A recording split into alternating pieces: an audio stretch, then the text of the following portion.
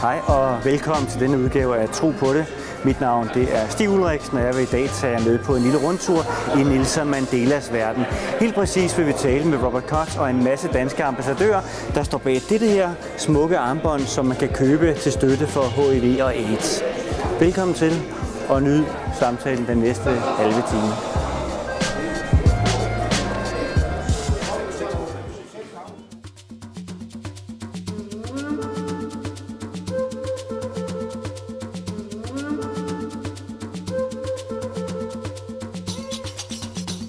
For decades, Nelson Mandela fought for equality in his country. This time, his legacy is being used in a new struggle for the world. 46664 is an innovative AIDS initiative that partners with individuals, corporations, and governments to collectively focus on eradicating HIV/AIDS. It tackles all the issues that lead to the spread of this horrible disease: poverty, unemployment, gender inequality, stigma, discrimination, and hopelessness. Now, it's in your hands. The 46664 Bangle is a beautiful way to support the cause, putting funds where they're needed most. Each silver, gold, and platinum bangle has been designed to be striking, but each one is made to be uplifting. They give jobs to those who make them, education and treatment to those who need it most, and pride to those who wear them. When you buy a 46664 bangle, it signifies that you have risen to the challenge, making a real difference in the lives of those at risk from HIV/AIDS. Buying a 46664 bangle is more than giving a once-off act of charity.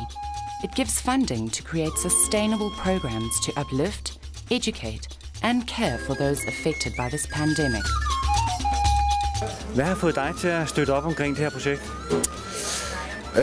Nelson Mandela har været sådan en, som var tror jeg, den første politiske figur, som jeg blev rigtig forbundet med, også i forbindelse med min egen herkomst og hudfarve og så videre. Så var det ligesom Quiet Freedom var den første, tror jeg, store bog, jeg læste, og så synes jeg, det er et godt initiativ, og altså en hvilken som helst vinkel er jo sådan set god på at kunne gøre et eller andet godt med, hvis man har et navn, eller man har en mulighed for at nå nogle flere mennesker. Så synes jeg bare, at projektet er meget gennemført og en rigtig god tanke og virker meget veleksekveret. Jamen, jeg synes, alt hvad der handler om Nelson Mandela, kan man jo nærmest ikke lade være med at støtte, fordi han emmer af storhed og godhed og forandring i verden og udholdenhed og alt, hvad der er godt i mennesker. Så jeg vil sige hver gang, at det er i hvert fald det første gode skridt på vejen, det er, at han laver et projekt. Og så AIDS i Sydafrika og sådan der, det må man jo med til at støtte. Jeg støtter ikke så mange af sådan nogle charity-projekter, så det her synes jeg var dejligt, og så synes jeg, at armbåndet er pænt. HIV og AIDS er et stort problem, verdensomspændende problemer, især i fattige lande som Sydafrika, og jeg synes, det er fantastisk ære også at være med til at måske kunne gøre en forskel. Det er et rigtig godt projekt, og det er jo en fantastisk ikon, som Nelson Mandela jo er stadigvæk, så længe vi har ham. Så det er klart. Hvad vil stå arbejdet i som ambassadør for Bangle? Jamen foreløbig så ikke så meget andet end at stå og snakke med dig og udbrede kendskabet til det, og at pengene går til et godt formål selvfølgelig, og at så have medvirket i en bog, som jeg glæder mig rigtig meget til at se. Så, men det er jo et spørgsmål om at rette opmærksomhed mod de problemer, der er, ikke? Hvis man kan tale om en helt i dag, så må det vel være Nelson Mandela. En mand, som i den grad står inden for sine ting fra ende til ende. Fantastisk sag, fantastisk indholdsrigt menneske. Jamen, jeg kan jo kun give Jarl ret, at et menneske, som efter 29 år i fangenskab har holdt på sine meninger og kommer ud og taler om forbrødring, man kan kun beundre sådan et menneske. Det er et menneske, der kan tilgive. Det er et menneske, der kan tilgive. Det må man sige. Det er et menneske, der kan tilgive, og så er at støtte børn med HIV og AIDS altid en sag, der kræver støtte. Så den kombination er ret sexet, om man så må sige. Welcome to the program, Robert. Thank you very much. It's a pleasure Glad to be here. Could have time to talk with us today about your fantastic work. You told me a little bit about it before we started the program, and I really would enjoy that all the viewers at home, the people who see this program, can have a good idea about what it means to just take everything else aside and just focus on helping other people, you know, because that's a very rare thing. It is, but it's also a very rare opportunity. I spent most of my working life in corporate environments, working in the information technology industry, and I had the very rare opportunity to meet Mr. Mandela personally back in the 1990s when I was busy doing the installation for a new computer system in his office after he finished being president of South Africa. And it inspired change in what I wanted to do with my life. He's an incredibly humbling man to meet. It's hard to explain to anyone, but when you meet someone like Mr. Mandela, he focuses on you only. There can be hundreds of people around you, but he will focus on one person at a time. And he gives you 100% attention. Doesn't matter who you are, if you're the cleaner or you're the biggest CEO or another president, he gives you that attention.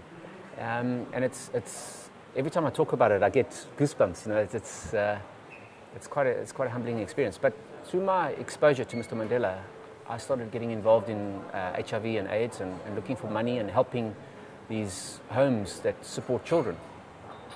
And it was during that process that I learned that actually you didn't need to do much to make a difference. You just had to do something. And you had to be correct in what you did. So it didn't really help that you were just handing out money all the time. You had to look at what was behind the program and how to make it effective. Because if I tell you that 250 Danish kroner is enough money to feed a child 1 meal a day for a year, can you imagine how effective it is if you could make sure that money got to the food, to the child's mouth? And it's this kind of philosophy that we wanted to change. I wanted to be more effective. I was getting very frustrated about how much money was going to charity and how much money of that was actually landing up doing the charity instead of running the charity. So being an entrepreneur myself, I got involved in trying to make a difference. Eventually ended up selling my companies, getting rid of all of those corporate responsibilities. And I can tell you honestly, it's hard work, it's not easy, but the rewards, when you help a child, especially a child who has nothing, and you give them something as simple as one meal in a day, and you see the gratification, or at least the advancement of that child, there's nothing in the world that can compare to that. You know, it is really, really rewarding, and it's not everyone who gets the honor or the privilege to do that. And I'm one of the lucky people who get the privilege to do that. But you tell me that you were a little bit frustrated over how charity work was before, you know, too much went to administration and things like that. And you were working with your own company at that time and selling it just to make it better in charity work. Is that how I understand it? You gave out everything just for that? Yes. My wife thought I was crazy. I can understand her, actually. Yes, something happened, and I can't explain what happened, but I suddenly understood the bigger picture. And I say to my children now, I say, think about life. When you finish your life, do you want to leave a will so someone gets some of your money, or do you want to leave a legacy so someone understands you've been here? And that's really what changed me. I want to leave a legacy. I wanted people to understand I've been here and I've made a difference in this world. Not everyone gets the opportunity to be like Mr. Mandela, but we can all act like him. And if all of us together act like him, we will all be able to make that significant change. Because if everyone does something small, it adds up to a big thing at the end of the day. Some people have to lead the charge, and I chose to be one of those people that tries to lead the way and do the right thing. But when did that change come into your life? Was that when you met Mr. Mandela, or did you had it coming already before that? Or I had it coming before that. I've always, in my companies, I've always been very active in corporate social responsibility. I'd always been very active as a child. Growing up in South Africa, it was quite a difficult situation, and always been active in helping other people. I think more so when I met Mr. Mandela, it was just a realization that I could do a lot more than what I was already doing. And when I started thinking about how to do that, I realized that I needed to make some very big changes. And from the late 1990s, developing the system, developing how it would work, getting more involved, helping more people, working with HIV/AIDS, understanding the complexity of the problem, because believe you me, it is a very complex problem. And then suddenly realizing that actually I could do something very different to what the rest of the world's doing. Because if you look at what happens in a lot of the Africa, especially during the 1980s, there was a lot of handouts. So what happens is we create a generation of beggars, because now they're getting something for free and they just put their hands out and they get something. So when something goes wrong, what do again? They go back and say, and then the rest of the world has to find money to start giving. What I wanted to do was to find a way, don't give a hand out, give a hand up. So give them a way to help themselves. Give them a way to take what they have and use it as an advantage rather than a disadvantage. Take the people who are suffering from HIV/AIDS or poverty or social injustice and use that as a weapon for them to fight rather than against them. So don't see them as part of the problem, see them as part of the solution. And that philosophy changed exactly the way I think. And that's when I started to work on a new system. And I sat down with Mr. Mandela and the Nelson Mandela Foundation. I said, I want to change the way we do things. I want to do it completely differently. Of course, they all thought I was mad at first. And it took me many years to convince them, I must tell you. A good 2.5 years to convince them. You really believed in it, you know? I did. Yeah. So I spent a lot of time working on it, showing, promoting the ideas, working with the foundation. And eventually one day, the Nelson Mandela Foundation turned around and said, you know what, this is actually a pretty good idea. Let's really look into it and let's see exactly how much merit it has. And I had to show it to a whole lot of the business people, a lot of the board of trustees, a lot of international board of trustees who sort of look at things and say, ooh, okay, so will this really work? I guess they get many suggestions all the time. Every day. And also, if I should look at it myself, and as most Danes would look at it, they would say, do that man really just want us to go in it for charity? Do he work all his time for that? And do he really want to sell his companies just to work for charity? Can that really be true, you know? Yes. I guess that must be what they have been thinking also, you know, and maybe that you convinced them by being so pressing for it through so many years. For so many years. You know, Mr. Mandela's got a saying that he says, a very famous saying. He says, it always seems impossible until it's done. Yeah. You've got to just try. If you fail, the worst thing that can happen is you learn from a mistake. Yeah. If you don't try, you never know. So it took a long time, you're right, and it took a lot of convincing.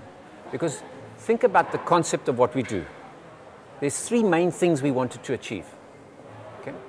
The first thing we wanted to do was we wanted to create awareness around the world about social injustice and that HIV/AIDS is not just a disease, but it's more a human rights issue. It's about being able to liberate people to help themselves. It's about being able to change the circumstances that they live in order to change the disease. So we had to create education about it. We had to create a visibility on a mass scale. And that's when Sir Bob Geldof in the UK, along with Brian May of Queen, came up with the concept of, okay, so the prison number of Mr. Mandela, which is prisoner 466 of the year 1964, 46664, let's use that prison number, which was such a symbol of oppression, and let's use that to create liberation. And that was the first step in creating the public awareness. 46664 is about awareness, the single most powerful weapon against a disease that affects 1 in 3 people in the developing world. But awareness is not enough. We need a sustainable framework to continue to make a difference. The 46664 Bangle project will help build that framework. But it's more than just charity. It's a means of upliftment for those affected and infected by HIV/AIDS. Even from their production, 46664 Bangles will take people off the streets. Instead of relying on handouts, they will learn to use their own hands to create a better life for themselves. These people are already being selected and will be trained to take up their role in creating 46664 bangles. Working for the project means that they are formally employed, some for the first time in their lives. This creates even more opportunities. They can open bank accounts, become financially independent, and even acquire formal housing through finance programs. With a new sense of independence and achievement, these men and women will turn into informal ambassadors of 46664 and become living proof of its effectiveness. Their journey of upliftment is the other, unseen result of 46664. And for almost every bangle sold, another individual's story is started. Through contributing towards education, jobs, and self-worth, 46664 is not just about preventing people from dying. It is about enabling people to really live. Now, it's in your hands. The second thing we wanted to try and achieve was that if we're going to do anything, in our market research around the whole of Europe, America, all over the world, people were saying two things. One was, what's in it for me? And the other was, so how do I know where the money goes? Okay. And so, coming from an IT background, I started developing a system whereby we could track and trace the money. Okay. And that was one of the second big steps in this whole process. Yeah. Then we had to find out, okay, so how are we going to do this? And we wanted something that linked into the story of Mr. Mandela, prison, the ability of everyone to get involved, and the new logo which was coming out back in early 2000, which was Mr. Mandela's hand. It's actually, sorry, his left hand. To say, our slogan was, it's in your hands. In other words, it's in our hands, you, me, and everyone out there. And along with the hand, we wanted to have that as the symbol. So I sat down one day, and in fact, in the book here, if you ever get a chance to read the book, you'll see the serviette where I was sitting down at work and I started sketching out the business model to say, how was this going to work? I actually wrote it on a serviette in a canteen of the company I was busy designing some IT architecture for, quite a big company in Europe and South Africa. And what happened was I said, okay, so if we create a bangle and we make it a C cuff so that there's no clasp, so it symbolizes broken handcuffs. And using the bangle with pure metals from South Africa, we can then handcraft something simple like this. But it has a very strong symbology because we can put the number in, prisoner 466 of the year 1964. We actually put Mr. Mandela's hand on it. So we took a laser and we lasered his left hand, his real hand. And then we made a 3D imprint because that is an embrace from Mr. Mandela to you who wear the bangle, but it's also an embrace of the person wearing the bangle to the ideas of Mr. Mandela. Very important. And then the last thing we did was we made a serial number on every single bangle. Because that way, it gave us a way to trace who had the bangle. It gave the way to trace the person who had the bangle, where the funds were being used. And we created this system. Now, when you think about the bangle for a second, so the three things we do. The bangle is handmade. These boxes you see here, these are all handmade. Okay? Everything. This is no glue in this box anywhere. It's folded. The Japanese art of origami. It's all folded. The bangles themselves are made of pure metals, pure copper, pure silver, pure gold, pure platinum, all mined responsibly in South Africa. We then take people off the street, people who don't have access to jobs, people who have great skill in their hands, African crafting, but have no access to jobs because maybe they didn't get an education. But it doesn't mean to say they can't help themselves. We bought all the tooling, we buy all the metal, we set up the factories, we take the people off the street, put them in, we teach them. Teach them how to get the skill to make the jewelry, make the copper. They start with copper and then slowly move up. And as we get them skilled and they start making the silver, we then try to find them jobs in the industry. And so we move them out, we create a new space, bring someone else in. So what we did was we took the people who we saw were the problem, or the world saw as a problem, and we said, no, let's make them part of the solution. Let's teach them a skill, let's create a job. Let's give them some dignity by paying them a salary so that they got the choice to now spend the money on buying rent, bread, milk, whatever they wanted to buy, and get the whole process working again. Then when we sold this bangle, and you bought one, as an example, you then helped us create the funds. Because not only did you give a job to someone in a factory who needs the work, but you helped us create the funds that we look to create in the foundation to fund all our special education projects and some of the projects we'll talk about just now. But more importantly, now remember what happens. You walk down the street, you go to a dinner party, and someone says, "What's that?" And you then turn around and you say the same thing. This is Mr. Mandela's prison number, 466 of the year 1964. There's his hand, here's my serial number. And guess what? On the website, I registered my bangle with my serial number, and I put a message to Mr. Mandela on the website with my photograph there. And then the website sent me a certificate with my name, my serial number, and a letter of thanks. But more importantly, my serial number appears on the website, and when I click on the website, I can now track and see exactly where the funds are used. So we created that loop where you now become the teacher to the rest of the world for us. And our estimates are that each person who buys a bangle educates another 10 people. So instead of us having to start educating the world, you become part of the solution for us. Educating the world, giving someone a job, and creating some money so that we can use that money to educate the kids in Africa. The Bangle Initiative is all about potential. The potential that 46664 has for fighting HIV/AIDS, as well as the human potential locked away behind walls of ignorance, poverty, and social inequality. Conceived as a financial proposal to provide sustained funding, the Bangle Initiative offers a royalty contribution that is more than double offered by traditional funding campaigns. It also includes an important upliftment component. The price of a bangle covers the cost of production, with a portion going directly to unleashing the potential of the workforce, with the rest channeled straight into 46664 projects. What makes this concept of fundraising so unique is that 46664 can carry out its good works without having to divert their focus to raising money. The larger potential of the Bangle project is hard to ignore. One bangle sends a message to the world. 10 bangles starts a story of hope for someone. 10,000 bangles means the upliftment of individuals' lives. And 1 million bangles creates real and sustained change for us to unite and fight the biggest threat to the developing world. The network is in place. The potential is waiting to be unleashed.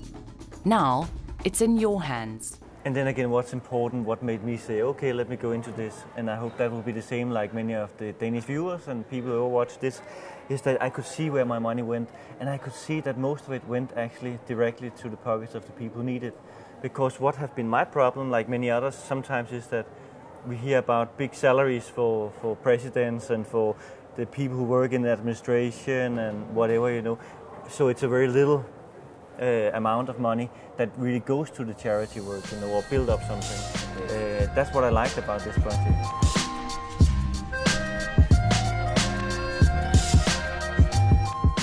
AIDS, det er en hæslig sygdom, som det er vigtigt, at man gør alt for at få has på.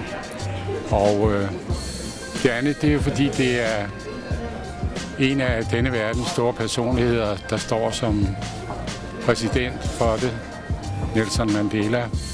Og hvis han opfordrer en til at supporte noget, så er der ingen tvivl om, at man gør det, at jeg gør det. Jeg tror, som så mange andre, så tror jeg virkelig, at Nelson Mandela er en personlighed, som man har dyb respekt for. Det, han har gået igennem i sit liv, det er helt vildt. Jeg har læst hans biografi masser af gange, og jeg har jo selv boet i Sydafrika også. Så jeg synes virkelig, at jeg har en helt speciel connection til landet. Ikke specielt til Nelson Mandela, men altså, jeg tror ikke, der er nogen, der kan sige nej til at gå ind i det her projekt her. Jeg synes, det er et fantastisk projekt. Man bliver spurgt om så mange projekter som kendt, vel? Ja, man bliver spurgt om en del ting, men jeg vil sige, at det her var virkelig en ting, hvor jeg bare havde det sådan ja med det samme. Altså, og det har jeg faktisk med de fleste ting, vil jeg sige. Jeg vil rigtig gerne hjælpe der, hvor jeg kan. Men lige præcis med Nelson Mandela, jeg synes bare, han er virkelig en personlighed ud over det sædvanlige. Ja, og derved er vi kommet frem til vejs ende i Tro på det i denne omgang. Nu er det tid til alle de kendte, de skal sætte sig ned og hygge sig med en god bid mad, og det betyder, at vi andre ikke længere kan være med. Men jeg håber, I har nyt vores interview her med Robert Koch, og vil gå ud og støtte den gode sag, som Bangle 46664 er.